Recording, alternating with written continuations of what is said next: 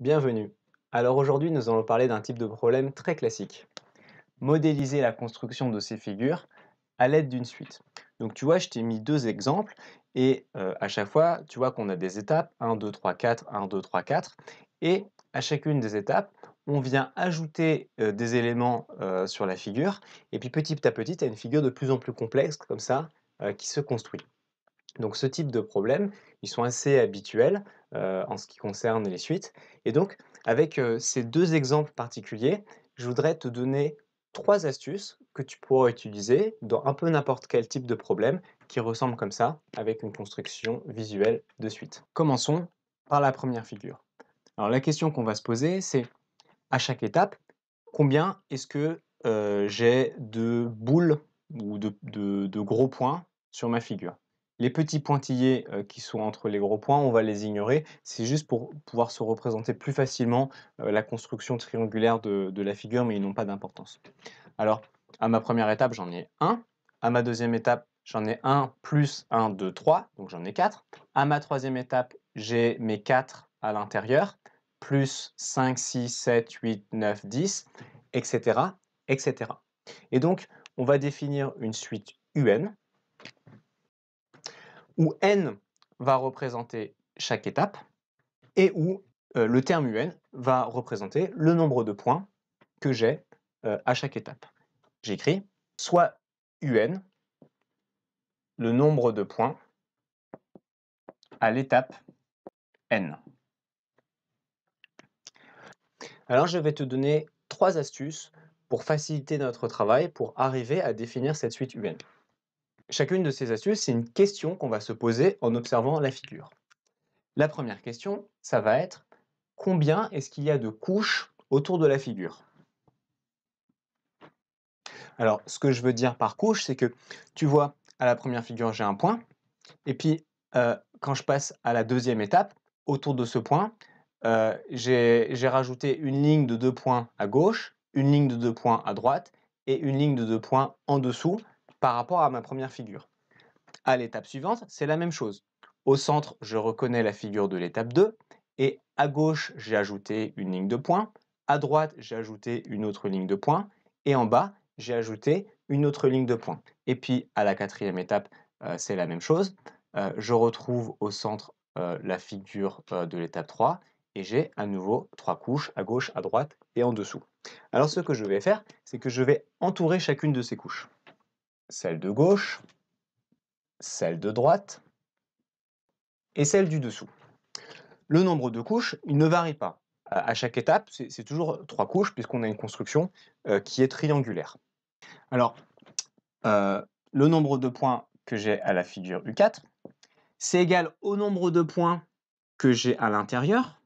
Ce que j'ai à l'intérieur, c'était déjà le nombre de points sur la figure U3. Donc je marque U4 égale U3, plus les points qui sont à l'extérieur. Et comme j'ai 3 couches, je vais marquer que j'ai 3 fois le nombre de points dans une couche, donc ce nombre de points, plus ce nombre de points, plus ce nombre de points. Alors du coup, la deuxième question qu'il faut que je me pose, c'est combien il y a de points sur chacune de ces couches. Donc deuxième question, combien de points par couche? Eh bien, regardons sur la couche du bas. J'en ai 1, 2, 3, 4. Ici, à gauche, c'est pareil, 1, 2, 3, 4. Et à droite, c'est pareil, 1, 2, 3, 4. Donc, le nombre de points que j'ai ajouté sur ma figure, c'était 1 fois 4, 2 fois 4, 3 fois 4.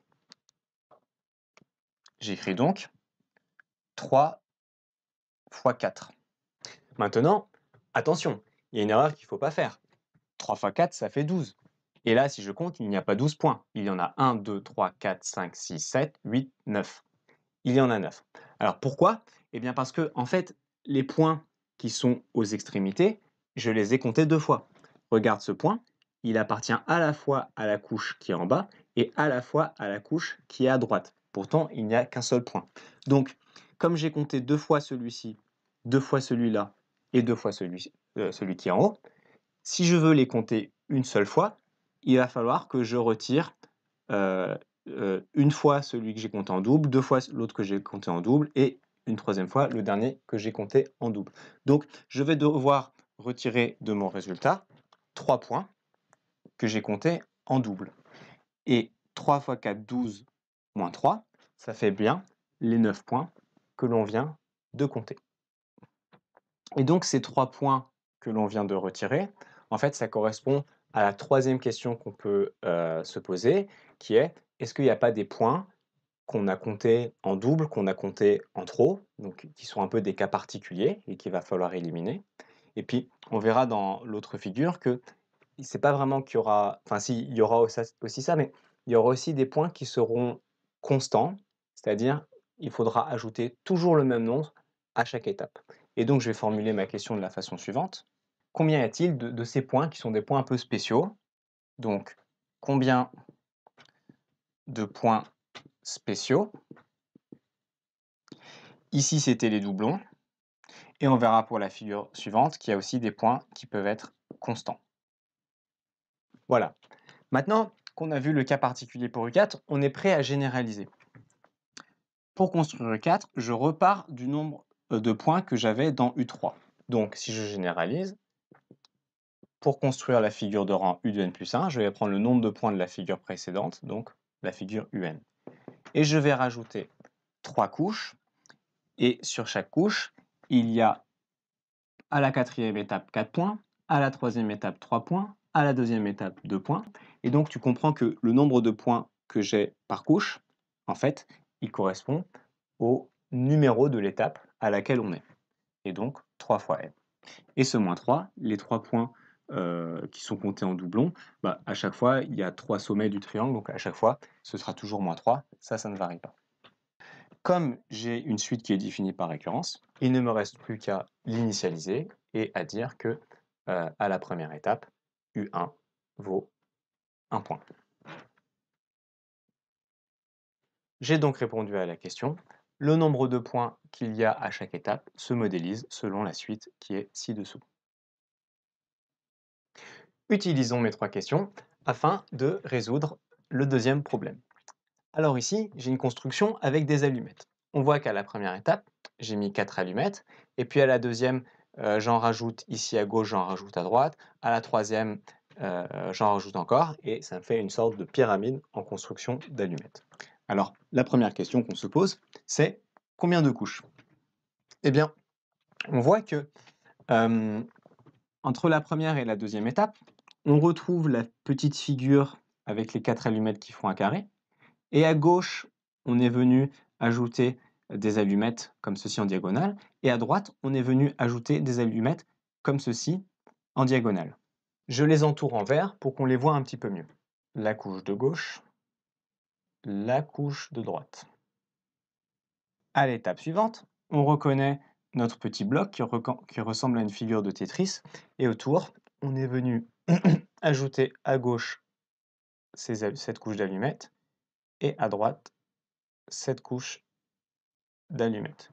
Et puis à la dernière étape, on reconnaît notre pyramide par-dessus laquelle on est venu ajouter à gauche ces allumettes-ci et à droite ces allumettes-là. Donc, on va faire la même chose que pour la suite précédente. Regardons à la quatrième étape, qu'est-ce qu'on a fait par rapport à la troisième étape?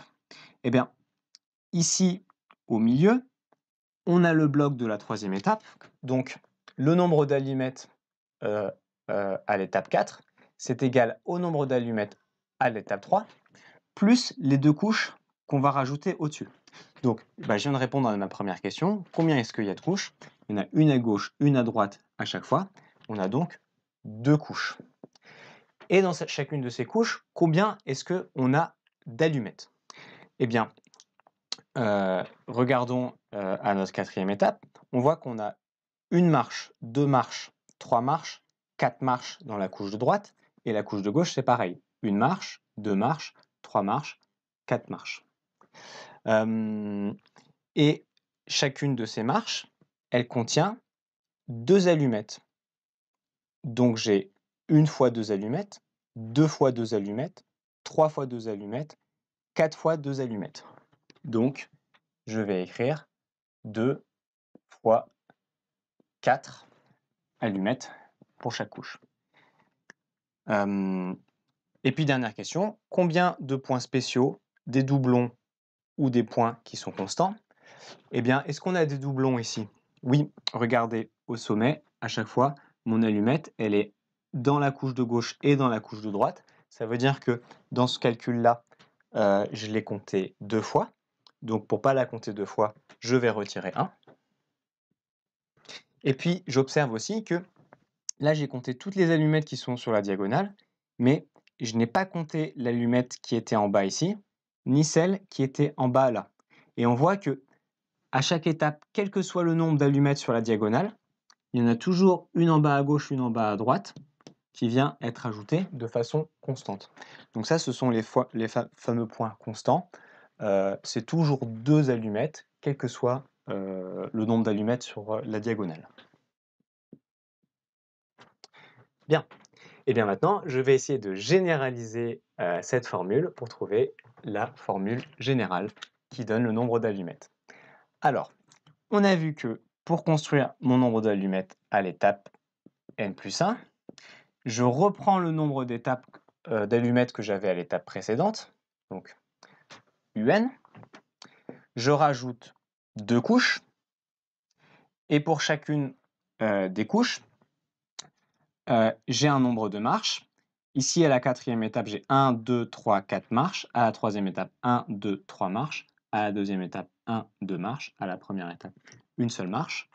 Et donc, comme sur chaque marche, j'ai 2 allumettes, je fais 2 allumettes fois le nombre de marches. Et le nombre de marches à l'étape n, on vient de voir que c'était n. Il y a l'allumette que je compte en doublon. Il y a les 2 allumettes qui sont en bas, qui sont constantes. J'ai ma formule d'ordre général. Il ne me reste plus qu'à simplifier un petit peu mon calcul, parce que 2 fois 2, ça fait 4. Moins 1 plus 2, ça fait 1. U1 comporte 1, 2, 3, 4 allumettes, et donc j'initialise ma suite en disant U1 égale 4. Cette suite me donne donc le nombre d'allumettes que j'ai à chaque étape. Voilà. Bon, vous, bien sûr, vous n'allez pas forcément rencontrer ce problème spécifiquement ou ce problème spécifiquement. Ça reste des problèmes difficiles, donc il faudra toujours avoir de la recherche, de la réflexion. Mais ces 3 questions, combien est-ce qu'il y a de couches? Combien de points par couche? Et est-ce qu'il y a des points spéciaux, soit des doublons, soit des points qui sont constants?